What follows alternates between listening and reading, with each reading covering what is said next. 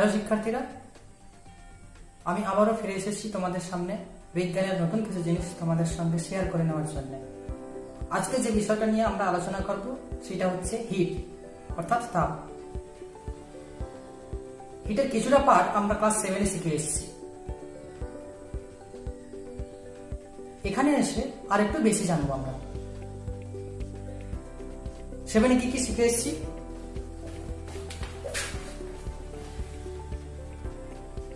H is equal to mst T2 minus T1।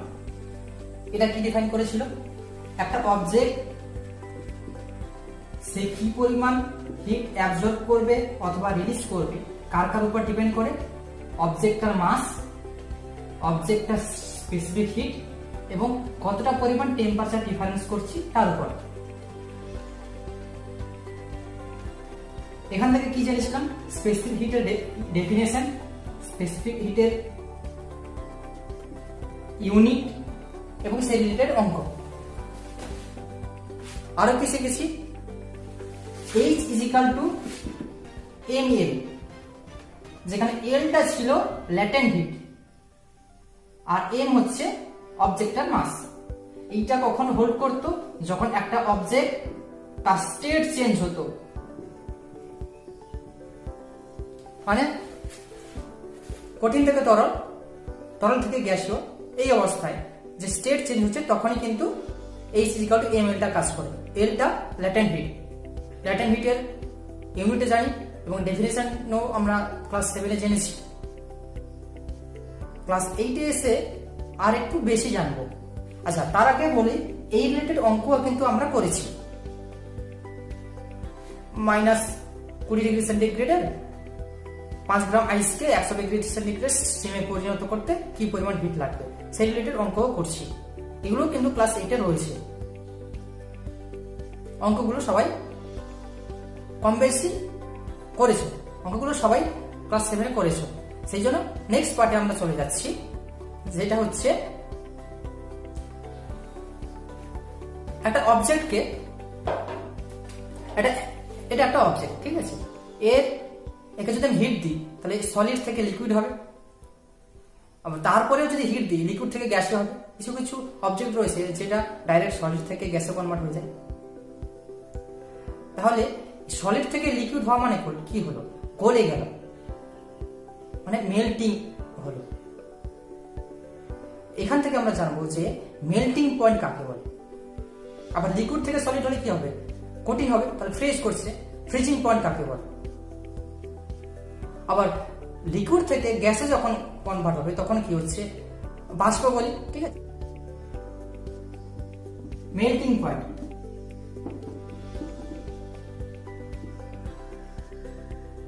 এটা এক টুকরো বরফ রয়েছে, একে যদি আমি হিট দেই তাহলে কি গলে যাবে, জলে পরিণত হবে।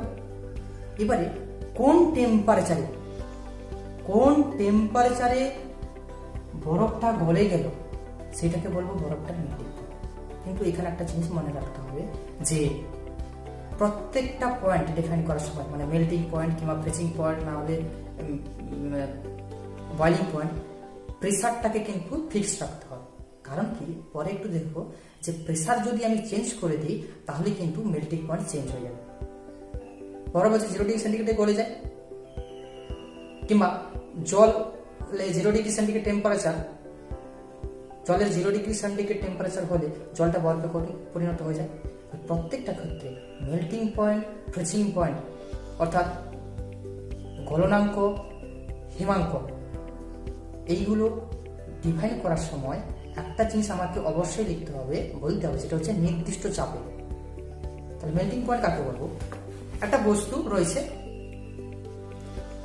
একটা পার্টিকুলার প্রেসারে যে টেম্পারেচারে বস্তুটা গলে যাচ্ছে সেটাকে বলবো বস্তুটার মেল্টিং পয়েন্ট। আবারও বলছি, একটা পার্টিকুলার প্রেসারে একটা অবজেক্ট যে টেম্পারেচারে কঠিন থেকে তরলে পরিণত হয় সেটাকে বলবো অবজেক্টের মেল্টিং পয়েন্ট। তাহলে ফ্রিজিং পয়েন্ট কাকে বলবো? ফ্রিজিং পয়েন্ট বলবো উল্টোটাই, মেল্টিং পয়েন্টের উল্টোটা, মানে যে নির্দিষ্ট উষ্ণতায়, যে টেম্পারেচারে একটা অবজেক্ট তার উপর প্রেসার ফিক্সড রেখেছি, যে টেম্পারেচারে একটা লিকুইড সে কঠিনে পরিণত হয়েছে সেটাকে বলবো ফ্রিজিং পয়েন্ট। এবারে এই মেল্টিং পয়েন্ট আর ফ্রিজিং পয়েন্ট সব বস্তু কিন্তু একই নয়। এবার কিছু কিছু বস্তুর ক্ষেত্রে দেখবো যে যেরকম মাখন কিংবা চর্বি, ঠিক আছে, এদের কিন্তু অ্যাপ্রোপ্রিয়েট মানে ফিক্সড মেল্টিং পয়েন্ট নেই। এটা কিন্তু আমাদের একটু মনে রাখতে হবে, কিছু কিছু এলিমেন্ট রয়েছে যেগুলোর কিন্তু কোনো ফিক্সড মেল্টিং পয়েন্ট নেই। এইবারে মেল্টিং পয়েন্ট আর ফ্রিজিং পয়েন্ট, তাহলে মেল্টিং পয়েন্ট আর ফ্রিজিং পয়েন্ট জানলাম। এবারে দেখবো এই মেল্টিং পয়েন্ট আর ফ্রিজিং পয়েন্ট প্রেসারের উপর কিভাবে চেঞ্জ হয়। মানে প্রেসার চেঞ্জ করলে, আগে বললাম যে প্রেসার ফিক্সড রেখে ডেফিনেশনটা করতে হবে, এবারে দেখি প্রেসারের উপর কিভাবে চেঞ্জ হয়। আগে একটা জিনিস জানার চেষ্টা করি, একটা বরফের টুকরো, সেইটা বরফ থেকে জলে যখন যাবে তার আয়তন বাড়বে না কমবে? অবশ্যই কমবে। তাহলে বরফ থেকে জলে কনভার্ট হওয়ার সময় ভলিউম হচ্ছে ডিক্রিজ করলো। এবারে দেখি নর্মালি একটা গ্যাস রয়েছে, তার উপর যদি আমি প্রেসার দিই গ্যাসের ভলিউম কি হবে? চেঞ্জ হবে, কমে যাবে। তাহলে প্রেসার দিলে মেনলি ভলিউম কমে যাবে। আর মেল্টিং এর ফলে আইসের ক্ষেত্রে মেনলি ভলিউম হচ্ছে কমছে। তাহলে প্রেসার এমনি দিলে অবজেক্টের ভলিউম কমে, তারপরে আবার আইস থেকে ওয়াটারে যখন যাচ্ছে ভলিউম চেঞ্জ হচ্ছে, দুটো ক্ষেত্রেই ভলিউম ডিক্রিজ করছে। এই জন্য এর ক্ষেত্রে কি হবে? মেল্টিং পয়েন্ট ডিক্রিজ করবে। কিন্তু যে সমস্ত বস্তুর ক্ষেত্রে গলে যাওয়ার ফলে ভলিউম ইনক্রিজ করে, তার ক্ষেত্রে কি হবে? প্রেসার দিলে একটা অবজেক্টের ভলিউম কমার কথা, কিন্তু যাদের ক্ষেত্রে স্টেট চেঞ্জের ফলে ভলিউম ইনক্রিজ করবে, যাদের ক্ষেত্রে স্টেট চেঞ্জ করলে ভলিউম ইনক্রিজ করবে, তার ক্ষেত্রে কি হবে? মেল্টিং পয়েন্টটা ইনক্রিজ করবে। যেমন মোমের ক্ষেত্রে কি হয়? মোম কঠিন মোম থেকে তরল মোমে যখন যায় তাহলে তার ভলিউম কি হয়? ইনক্রিজ করে। কিন্তু একটা অবজেক্টকে যদি প্রেসার দিই তাহলে তার ভলিউম কমার কথা, কিন্তু এইখানে কঠিন থেকে তরলে যখন মোম যাচ্ছে তার ভলিউম বাড়ছে, তাই প্রেসার দিচ্ছি, তাতে ভলিউম কমার কথা, কিন্তু স্টেট চেঞ্জের ফলে ভলিউমটা বাড়ছে। এর ক্ষেত্রে কি হবে? এর মেল্টিং পয়েন্টটা কিন্তু প্রেসারের ইনক্রিজ করলে মেল্টিং পয়েন্ট বেড়ে যায়। এখন আমরা জানবো ফ্রিজিং মিক্সচার কাকে বলে। ফ্রিজিং মিক্সচার হচ্ছে নর্মালি বরফের 0 ডিগ্রি সেন্টিগ্রেড টেম্পারেচার। এবারে আমি চাইছি এর থেকেও কম টেম্পারেচার তৈরি করব। কি করব? এর সঙ্গে কিছু পরিমাণ সল্ট, লবণ মিশিয়ে দেব। নর্মালি বরফের টেম্পারেচার 0 ডিগ্রি সেন্টিগ্রেড, এখন আমরা কি করলাম? বরফের সঙ্গে কিছু পরিমাণ লবণ মিশিয়ে দিলাম। কি হয়? বরফের সঙ্গে লবণ মিশিয়ে দিলে বরফের টেম্পারেচার 0 ডিগ্রি থেকে আরো কমে যায়। এইটাকে বলি, এই যে মিক্সচার বরফের সঙ্গে লবণের মিক্সচার, এইটাকে বলা হয় ফ্রিজিং মিক্সচার। এটা বিভিন্ন জায়গায় কাজে লাগে। আগেকার দিনে গ্রামের কারেন্ট ছিল না, তখন কি হয়? গ্রামের দিকে যদি আমি দইকে অনেক বেশি সময় ধরে ঠান্ডা রাখতে চাই, কি করা হতো? শহর থেকে বরফ আর লবণ নিয়ে আসা হতো, দিয়ে একটা পাত্রের মধ্যে কি হলো? বরফ আর লবণ মিশিয়ে দেওয়া হলো। তাহলে কি জানলাম কিছুক্ষণ আগে? যে বরফ আর লবণ যদি একটা নির্দিষ্ট অনুপাতে মিশিয়ে দিই টেম্পারেচার কমে যাবে। সেখানে কি হয়? যখনই বরফ আর লবণ একসঙ্গে মিশিয়ে দিই তাদের টেম্পারেচার 0 ডিগ্রি সেন্টিগ্রেডের নিচে নেমে যায়। এর ফলে কি হয়? বরফটা অনেকক্ষণ ধরে জমা থাকে। আর দই যদি অনেক বেশি সময় ধরে ঠান্ডা রাখতে চাই, তার ফলে ওই মিক্সচারের উপরে দইয়ের ভাঁড়গুলো রেখে দেওয়া হয়। এবারে আমরা জানবো বাষ্পায়ন মানে বাষ্পীভবন, আর একটা হবে স্ফুটন। স্ফুটন থেকে স্ফুটনাঙ্ক আসবে, মানে এভাপোরেশন একটা, আর এটা হচ্ছে বয়লিং পয়েন্ট। বাষ্পায়ন কাকে বলবো? নর্মাল যে কোনো টেম্পারেচারে আমরা যখন স্নান করে আসি তখন গায়ে যে জলটা থাকে সেটা ফ্যানের নিচে যদি থাকে কিংবা নর্মালি থাকলেও কিছুক্ষণ পরে উবে যায়, সেই জন্য নিজের শরীরকে ঠান্ডা বলে মনে হয়। কারণ বাষ্পায়নে কি হয়,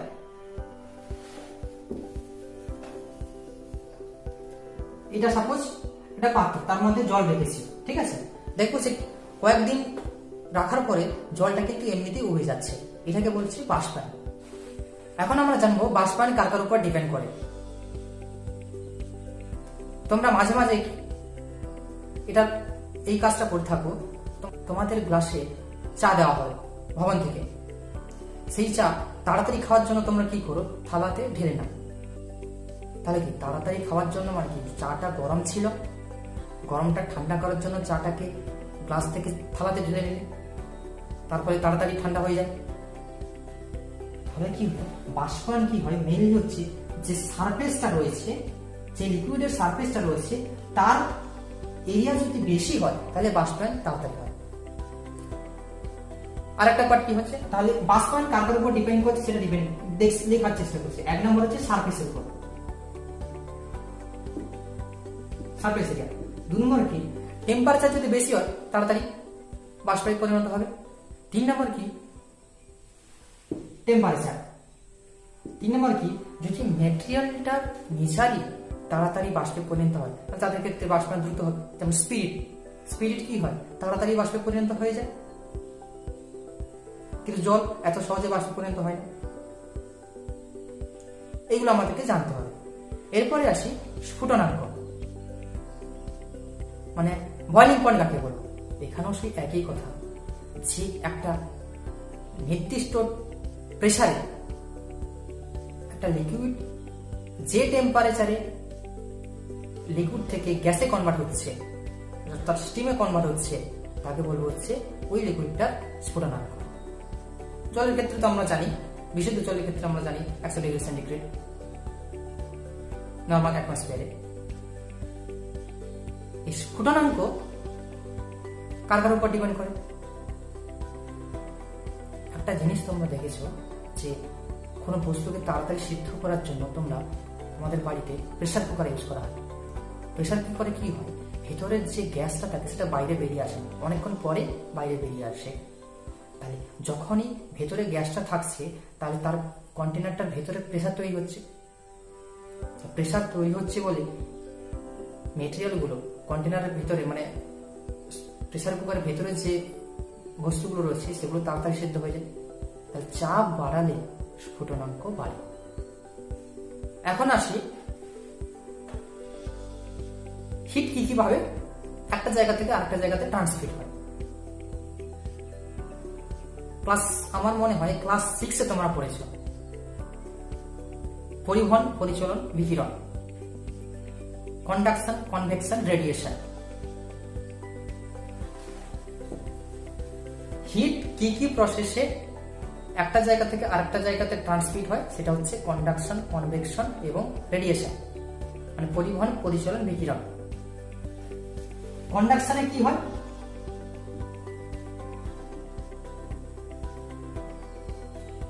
এটা একটা আয়রন রড, এইখানটাতে আমি হিট দিচ্ছি, ডেল্টা মানে মেনলি হিট বোঝায়, ঠিক আছে। তাহলে এইখান থেকে প্রথমে এই পার্টটা গরম হবে, তারপরে ধীরে ধীরে এই দিকটাতে গরম হতে থাকবে। তাহলে এই যে রডটা রয়েছে, রডগুলোর প্রত্যেকটা পার্টিকেল মানে কণা সেগুলো কিন্তু ডিসপ্লেসমেন্ট হচ্ছে না। কন্ডাকশনে কি হয়, হিট একটা জায়গা থেকে আরেকটা জায়গাতে যায় কিন্তু অ্যাটমগুলোর কোনো চেঞ্জ হয় না। এবারে আসে কনভেকশন।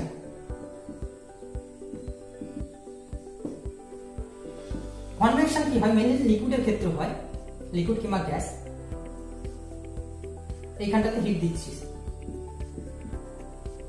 তাহলে কি হয়, প্রথমে এই হিটটা নিচের যে লিকুইড রয়েছে সেইটা প্রথমে অ্যাবজর্ব করবে। এই নিচের পার্টের লিকুইডটা প্রথমে হিট অ্যাবজর্ব করছে, এই অ্যাবজর্ব করার পরে গরম হয়ে গিয়ে কি হচ্ছে, উপরের দিকে উঠে যাচ্ছে এবং উপরের যে ঠান্ডা লিকুইড সে কি হবে, সঙ্গে সঙ্গে নিচের দিকে নামতে শুরু করবে। কারণ হিট অ্যাবজর্ব করার পরে টেম্পারেচার বেড়ে যাচ্ছে, উপরের দিকে চলে যাচ্ছে, আর উপরে যে ঠান্ডা মানে কোল্ড লিকুইড রয়েছে সে কি হচ্ছে গ্র্যাভিটির জন্য নিচের দিকে নামতে থাকছে। এই কোল্ড হিট, এই ঠান্ডা লিকুইডটা যখন নিচে নামছে সে কি হচ্ছে আবার এই হিটটা অ্যাবজর্ব করে আবার উপরের দিকে উঠতে শুরু করছে, মানে নর্মাল জল যেভাবে গরম করা হয়, ঠিক আছে। তাহলে এই কনভেকশন হওয়ার জন্য কি দরকার, যে গ্র্যাভিটি লাগবে। গ্র্যাভিটি যে যদি থাকে তবেই কিন্তু এখানকার ভারী জলটা, ওপরের ঠান্ডা জলটা নিচের দিকে নামছে। তাহলে যেই জায়গাটাতে গ্র্যাভিটি নেই সেইখানটাতে কি হচ্ছে, এই ওপরের জল নিচে আসতে পারবে না, তাহলে সেইখানে এই কনভেকশন কাজ করবে না। তো কনভেকশন কিন্তু গ্র্যাভিটি যেই জায়গাতে নেই সেইখানটাতে কাজ করবে। আর একটা পার্ট রয়েছে কি, রেডিয়েশন।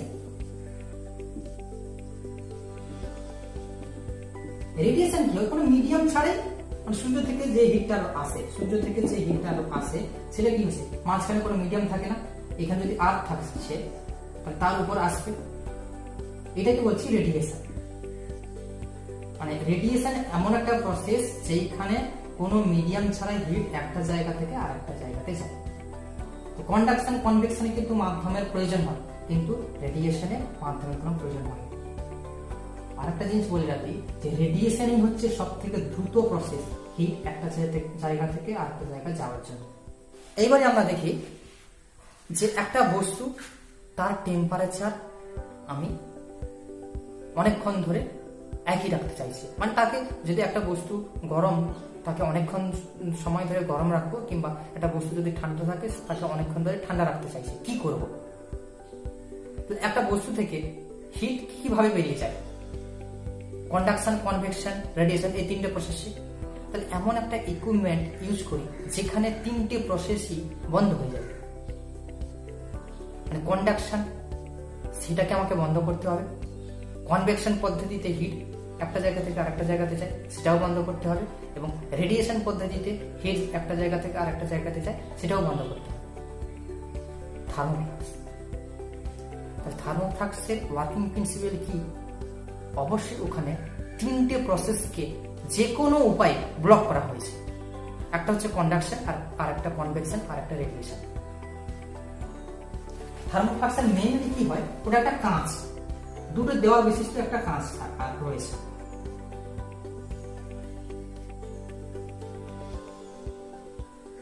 ঠিক আছে,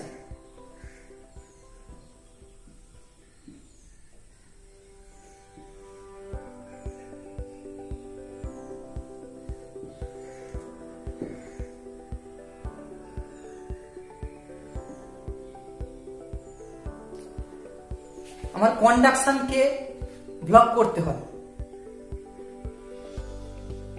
মানে পরিবহনকে বন্ধ করতে হবে। দিলে এইখানটাতে যদি কিছু পরিমাণ লিকুইড থাকে কিংবা যে কোনো ম্যাটেরিয়াল থাকে, এর যে হিট তাকে আমি বাইরে বেরোতে দেবো না, কিংবা বাইরের কোনো হিট এর মধ্যে আসবে না। সেটা কিভাবে করবো, দুটো দেওয়াল বিশিষ্ট একটা কাঁচ লাগবে, এবং কি করব, এই কাঁচে আমি রূপর প্রলেপ দিয়ে দিলাম, আর কি করব, দুটোর মাঝখানে যে রিজিয়নটা রয়েছে তাকে ভ্যাকুয়াম করে দিলাম। কন্ডাকশন, কনভেকশন কি হয়, মাধ্যম ছাড়া যায় না। তাহলে মাঝখানে যদি কোনো মাধ্যম না থাকে তাহলে এইখান থেকে হিট এইদিকে যেতে পারবে না, বা এইখান থেকে হিট এইদিকে আসতে পারবে না, কারণ কি মাঝখানে কোনো মিডিয়াম নেই। এইবার আরেকটা রয়েছে রেডিয়েশনটা কিভাবে বন্ধ করব। রেডিয়েশন বন্ধ করতে গেলে কি, রেডিয়েশন তো মাধ্যম ছাড়াই যেতে পারে, তাহলে সেটা কিভাবে ব্লক করব। এই যে কাঁচটা রয়েছে তার দুটো সাইডে কি করে দিলাম, রূপর প্রলেপ দিয়ে দিলাম। তাহলে কি হচ্ছে, আলো যদি এইখানে আসে তাহলে এইখানে এই প্রলেপে এই লেয়ারে ধাক্কা খেয়ে আবার বাইরে বেরিয়ে যাবে। আবার এখান থেকে হিট যদি আসে, এই যে রিজিয়নটাতে যে রূপর প্রলেপ রয়েছে সেখানে ধাক্কা লেগে আবার বেরিয়ে আসবে। তাহলে কন্ডাকশন, কনভেকশন, রেডিয়েশন তিনটে প্রসেসই এখানে ব্লক করে দেওয়া হয়েছে।